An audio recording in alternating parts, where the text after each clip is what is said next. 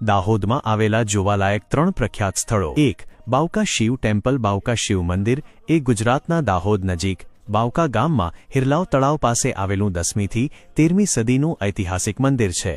આ મંદિરને ગુજરાતના ખજુરાહો તરીકે પણ ઓળખવામાં આવે છે, કારણ કે તેની દિવાલો અને સ્તંભો પર અત્યંત કલાત્મક શૃંગારિક કોતરણી જોવા મળે છે. 2. માનગઢ ટેકરી. માનગઢ ટેકરી એ આદિવાસી સમાજનું એક પરમ પવિત્ર સ્થળ છે, જે ગુજરાતના દાહોદ જિલ્લા અને રાજસ્થાનની સરહદે આવેલું છે.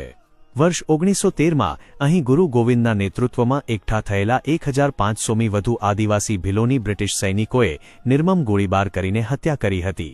આ ઐતિહાસિક ઘટનાને આદિવાસીઓના જલિયાંવાલા બાગ તરીકે ઓળખવામાં આવે છે. 3. છાપ તળાવ. દાહોદનું છાપ તળાવ આશરે 1000 વર્ષ જૂનું ઐતિહાસિક તળાવ છે, જેનું નિર્માણ સોલંકી વંશના રાજા સિદ્ધરાજ જયસિંહે કરાવ્યું હતું.